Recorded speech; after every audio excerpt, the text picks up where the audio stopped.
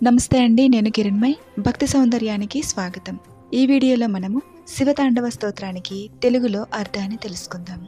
రావణుడు ఈ స్తోత్రాన్ని శివుణ్ణి స్తుతిస్తూ రాసి పాడిన శ్లోకం. జటాటవి గలజ్జల ప్రవాహ పావితస్థలే గలేవలంబ్యలంబిత భుజంగతుంగ మాలికాం డమడ్ డమడ్ డమడ్ డమన్ నినాదమడ్డమర్వయం చకార చండ తాండవం తనోత్ నః శివ శివం.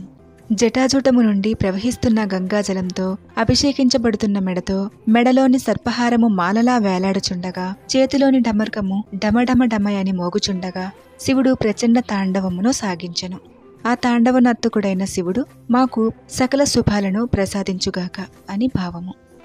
జటాకట సంభ్రమ భ్రమణ్నిలింప నిర్జరి విలోల వీచి వల్లరి విరాజమాన మూర్ధని ధగ ధగ ధగ జ్వలల్లలాట పట్టపావకే కిశోర చంద్రశేఖరే రతి ప్రతిక్షణం మమ. శివుని జడలు నీటిని ఒడిసిపట్టే లోతైన బావిలా ఉండగా అందులో సురగంగా వేగంగా సుడులు తిరుగుచున్నది. అందువలన దానిలో బారులు తీరు ప్రకాశించే తరంగాలతో శివుని శిరస్సు మిరిమిట్లు కొలుపుతూ ఉన్నది. అలాంటి మహాదేవుని యందు నుదిటి భాగమున దగదగ మెరుస్తూ ఉన్న అగ్నిని, శిరస్సు పైన బాలచంద్రుని ధరించియున్న శివుని పట్ల నాకు గొప్ప శ్రద్ధ కలదు అని భావము. ధరాధరేంద్ర నందిని విలాస బంధు బంధుర స్ఫురత్ దిగంత సంతతి ప్రమోదమాన మానసే కృపా కటాక్ష ధోరణి నిరుద్ధ దుర్ధరాపది క్వచిత్ దిగంబరే మనో వినోదమేతు వస్తుని. ఎవరి మదిలోనైతే తేజోవంతమైన విశ్వములోని జీవులు వర్ధిల్లుతాయో, ఎవరు పర్వతరాజు కుమార్తె అయిన పార్వతీదేవికి నిత్యము తోడై ఉంటారో, ఎవరు తన కరుణా కటాక్షములచే ఎంతటి ప్రమాదాన్నైనా అడ్డుకోగలరో, ఎవరు అంతటా విరాజిల్లుచున్నారో, ఎవరు ముల్లోకములను వస్త్రాలుగా కప్పుకొని ఉన్నారో అట్టి పరమశివుని యందు నా మనస్సు రమించుగాక అని అర్థము. జటాభుజంగ పింగళ స్ఫురత్పణామణి ప్రభ కదంబ కుంకుమ ద్రవ ప్రలిప్త దిగ్వధూముఖే మదాంత సింధుర స్ఫురత్వగుత్తరీయ మేదురే మనో వినోదమద్భుతం బిభర్తు భూత భర్తరి. సర్వదిక్కులను పాలించినటువంటి దేవతల చెక్కిళ్లపైన ఎర్రని కాంతులను విరజిమ్మినట్టి విధంగా ప్రకాశించే మణిని పడగలపైన ఉంచుకున్న సర్పమును చుట్టుకొని మదపుటేనుగు చర్మంతో చేయబడిన అందమైన ఉత్తరీయమును భుజముపై ధరించి సర్వప్రాణులకు సమన్యాయము చేసే భూతనాథుడైన పరమశివుని యందు నా మనస్సు మహానంద భరితమై వర్ధిల్లుగాక అని అర్థము. సహస్రలోచన ప్రభృత్య శేష లేఖశేఖర ప్రసూన ధూళి ధోరణి విదూసరాంగ్రి పీఠపూహు భుజంగ రాజమాలయ నిబద్ధ జాట జూటక శ్రియై చిరాయ జాయతాం చకోర బంధు శేఖరః. చంద్రుణ్ణి తలపై కిరీటంగా ఉన్నవాడు, ఎర్రని సర్పమాలతో కేశాలను బిగించి ముడివేసుకున్నవాడు, ఇంద్రాది దేవతల సిగదండలోని పువ్వులు పుప్పడితో ధూళి దూసరమై ఉన్న నల్లని పాదపీఠము గలవాడు అయిన పరమేశ్వరుడు మాకు తరగని సిరులను ప్రసాదించుగాక అని అర్థము. లలాట చత్వరజ్వల ధనంజయ స్ఫులింగభ నిపీత పంచసాయకం నమన్నిలింపనాయకం సుధామయూఖ లేఖయ విరాజమాన శేఖరం మహాకపాలి సంపదే శిరోజటాలమస్తునః. ఎవరైతే సదా ఇంద్రాది దేవతలచే కీర్తించబడుతున్నారో, చంద్రరేఖతో శోభాయమానంగా ఎవరి నుదురు వెలిగిపోతూ ఉన్నదో అటువంటి నుదిటియందు ప్రజ్వరిల్లే అగ్నిరవ్వల సెగలతో మన్మధుణ్ణి హరించినట్టి పరమశివుని యొక్క చిక్కులు బడ్డ జటల నుంచి సర్వసంపత్కరమైన సిద్ధులు సదా మాకు అనుగ్రహింపబడుగాక అని అర్థము. కరాల ఫాల పట్టిక ధగ ధగ ధగ జ్వల ధనంజయాధరీకృత ప్రచండ పంచసాయకే ధరాధరేంద్ర నందిని కుచాగ్ర చిత్రపత్రక ప్రకల్పనైక శిల్పిని త్రిలోచనే మతిర్మమ.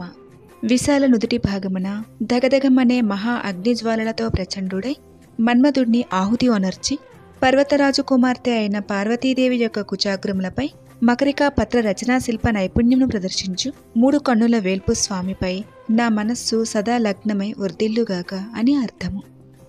నవీన మేఘమండలి నిరుద్ధదుద్ధర స్ఫురత్ కుహు నిషీది నీతమః ప్రబంధ బంధు కందరః నిలింప నిర్జరీధరస్తన కృత్తి సింధురః కళా నిధాన బంధురః శ్రియం జగద్దురందరః.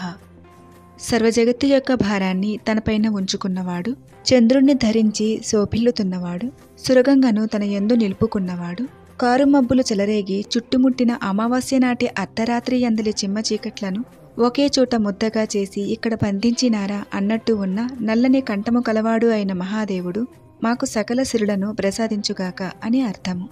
ప్రపుల్ల నీల పంకజ ప్రపంచ కాళిమ ప్రభ విలంబి కంఠ కందలి రుచి ప్రబద్ధ కంధరం స్మరచ్చిదం పురచ్చిదం భవచ్చిదం మఖచ్చిదం గజచ్చిదాంతకచ్చిదం తమంతకచ్చిదం భజే.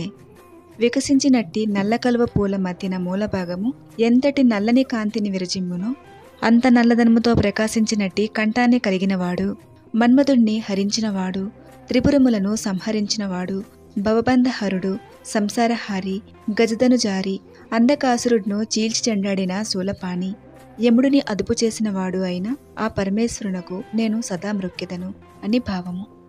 అగర్వ సర్వ మంగళ కళా కదంబ మంజరి రస ప్రవాహ మాధురి విజృంభణ మధురతం స్మరాంతకం పురాంతకం భవాంతకం మఖాంతకం గజాంతకాంతకాంతకం తమంతకాంతకం భజే. సర్వమంగళ కళా విలాసములతో కదంబ పూల నుండి వచ్చే తేనెల గుబాలింపులకు గండు తుమ్మిద వలె ఆసక్తి కలిగి ఉన్నట్టి ప్రభువు, మన్మధుణ్ణి హరించినవాడు, త్రిపురములను సంహరించినవాడు, భవబంధహరుడు, సంసారహారి, గజదనుజారి, అంధకాసురుడిని చీల్చి చెండాడిన శూలపాణి, యముడిని అదుపు చేసినట్టివాడు అయిన ఆ నటరాజుకు నేను మ్రొక్కెదను అని అర్థము. జయత్వత్ భ్రవి భ్రమ భ్రమద్భుజంగమస్వసత్ వినిర్గమత్ క్రమస్ఫురత్ కరాలఫాల హవ్యవాడ్ ధిమిత్ ధిమిత్ ధిమిత్ వనన్ మృదంగతుంగ మంగళ ధ్వనిక్రమ ప్రవర్తిత ప్రచండ తాండవ శివ.